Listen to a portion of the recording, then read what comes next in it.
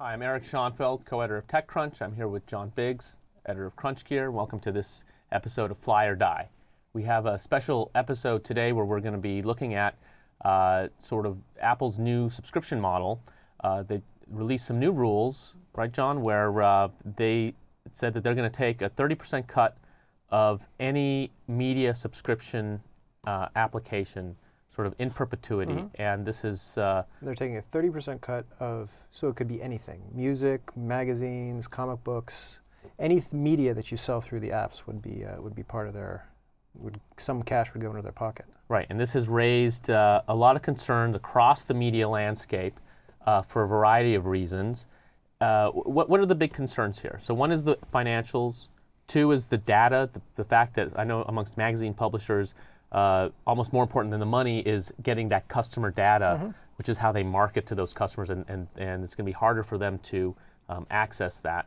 And then three is just the uncertainty of whether Apple will raise the price in the future. Sure, but you also have the, for years and years and years, magazine distribution especially, has been sort of a tiered model where you have the ability to sell a subscription for $24 to some rich guy and $6.99 to some college kid, and that's how they made a lot of their money. I mean, nothing really explains like the $12 subscription to a weekly magazine like Newsweek or whatever, but that's just how they do it because the cost of printing is fairly low and you can actually produce it given enough subscriptions. This changes that entirely because they basically have to either offer the price with a 30% fee to Apple in the App Store, or they can sell it on their own websites for a fair value, which would be very similar to the price. The same amount, basically. Exactly. Right, and it really, the way that it's set up so that people will. It'd be very difficult for people not to go through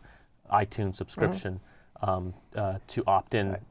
Into that and go somewhere else. They essentially changed the subscription model for everybody. So right. Music, for example, is also going to have the same situation. You basically have to pay a little cash, skim a little cash for Apple to offer subscriptions in your app for music.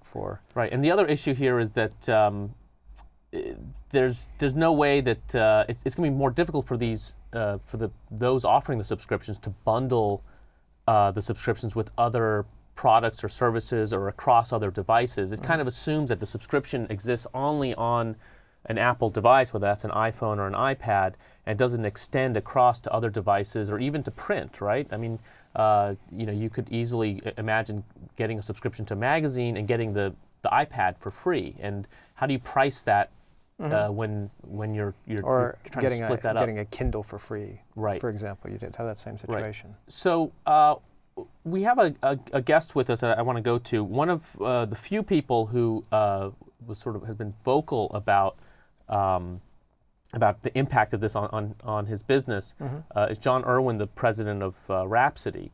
And if we can get him on Skype. Hi, John. Welcome to Fly or Die.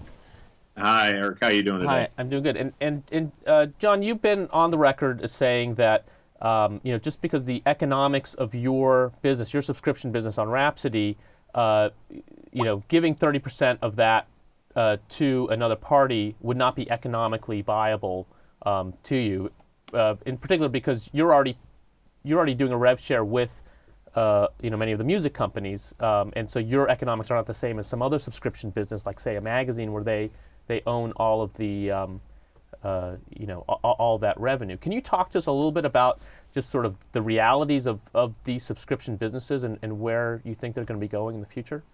Sure. I think first of all, I wouldn't characterize what our cost relationship with our with the labels and the other rights holders and artists as a rev share necessarily. We're basically in the business of providing subscription to premium content. It's a content-based service, and we have costs that go against acquiring that content and distributing it legally to our customers and music fans that subscribe to the service. In doing that, we go through different distributors and different channels, one of which is the iTunes App Store. We go through Android Market on BlackBerry as well. And as in any business, you look at the total of your cost to deliver the service to see that you can do that at a reasonable rate and relative to what you charge for the service. So what do you think would be a fair, you know, a fair cut of that revenue if a marketplace is bringing new customers to new subscribers, paying subscribers to Rhapsody? Up till now, there hasn't been any rev share. But if these marketplaces start trying to get a rev share, as it looks like Apple's trying to do, is it your contention that no percentage is fair, or is there some percentage where you guys can work out a deal? No, absolutely not. Certainly, as you look at any channel, and Rhapsody, we are not only on the mobile devices, but we've been in the business over 10 years now. We're integrated with a number of different consumer electronics devices, including Sonos systems, TiVo, set-top boxes, Vizio TVs, in addition to accessing the service through the desktop and the mobile phones. And so any one of these channels or distributor relationships is going to have value to it that we would enter into a bounty or revenue share type relationship in order to bring us customers. So certainly there's a number and a value of revenue share based on what that partner is bringing to the table. And those relationships are typically a one-time fee, like for bringing that subscriber to you, or it's an ongoing percentage of that subscription revenue from that subscriber? They can be either way. It really depends. It runs the gamut, just as we go out and do our business development to bring the Rhapsody service to as many people as possible. We've grown significantly since the separation of Rhapsody from Real Networks. We've added over 100,000 customers to our base. We're now over 750,000 subscribers in the U.S. We are a clear market leader there. And how many of those are on the iPhone or iPad? A good percentage of them, in terms of whether they were acquired through it or people use it. But the real value that our customers get out of subscribing to Rhapsody is the ability to control their music, access whatever music they want, whenever they want to access it, and on whatever device they want to access it. So whether they're using an Apple iOS device or an Android device or a consumer electronics device that they have, they're getting the value of it from the collective ecosystem. There is no restriction on that. No, we understand that you have a new version. Does this Apple's decision have any effect on current customers right now, immediately? So will anybody notice anything? New version of will anybody notice anything in regards to Rhapsody's offering? Is there anything changing right now? There's nothing changing right now. No. Right. So in the past, I mean, we've sort of seen this when Apple they had some new rules about advertising networks where they sort of suggested that they were going to go one way, and then they sort of saw what the market response was, and then they kind of pulled back and amended the rules. So, and I think that was in regards to, there was a question about whether AdMob and other ad networks were going to be able to be allowed to continue on Apple devices, and in fact they were. And I wonder if this is sort of a similar type of situation where Apple sort of is testing the market, the waters, with very aggressive rules, seeing how the market reacts, and then we're going to see an amendment or a pullback. First, I'm not going to, in terms of what Apple's specific strategy or motivation is, I'm not going to comment to that. My focus really is on the Rhapsody service and how we acquire the content that we deliver to our subscribers, incorporate it in products, and how we continue to innovate and deliver those, the service across every platform somebody could want to consume that. So I've got to focus on the business economics that I can do that and continue to provide the value to my subs. So how would you like to see this play out so that it works for everybody? That's the question.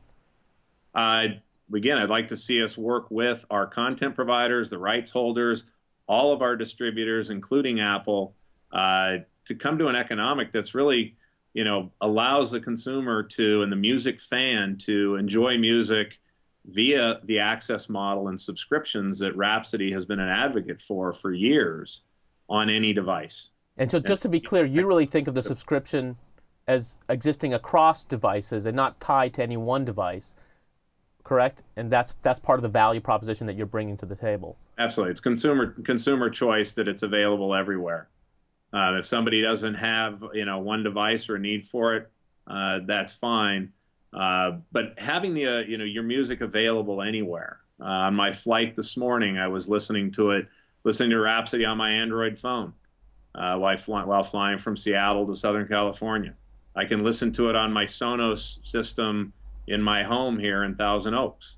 I could dial it up on my PC right here. So having my music available to play how I want to, where I want to, on demand, is the value we really believe we're bringing to subscribers. Okay, well, thank you for joining us today. I really appreciate it. Very welcome. Nice talking with you. Nice talking to you. Take care. So, Jon, what do you think? I guess the question is fly or die. Is this policy going to fly or die? Apple is sort of pushing it forward, and all the media businesses, the subscription businesses, are up in arms about it. There's even antitrust, talk about whether this is an antitrust issue or not. Is Apple going to back down, or is the media industry going to back down? No, the media industry is going to back down. They know they need the iPad to render handsome magazines. That's basically the value of the iPad right now. So the Daily, for example, is a good example of that. In terms of subscription price, it's fairly minuscule. It's completely web-based, and magazines are going to move towards that. And if they want their stuff to show up on the iTunes store, they're going to pay that 30% or whatever Apple's going to charge them for that. And that's how it's going to be. I say this is going to fly just out of sheer force of will. You can have this stuff running on Android. You can have subscriptions on Android. You can have any number of ways to access the same information. But if you want it on the iPad specifically and you want it on the iPhone, just do it.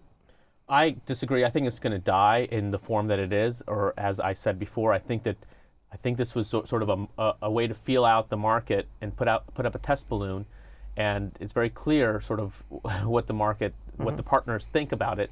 And I think we're going to see something similar to what we saw with the advertising model, where they're going to amend some of the terms, and maybe they'll stick with this on the digital publishing side, but they won't enforce it with the music side, or because that's different economics, so that makes sense. But I don't think it's going to continue in the same form, or if it does, then you're going to have, that'll open them up to antitrust and other issues. But it also allows for upstarts to start a magazine where you write in that Apple payment line into your That's budget. true. It does open the floodgates. The floodgates for new media companies. So there you have it. Thanks for joining us this episode of Fly or Die, and join us next week where we'll return to our regularly programmed schedule.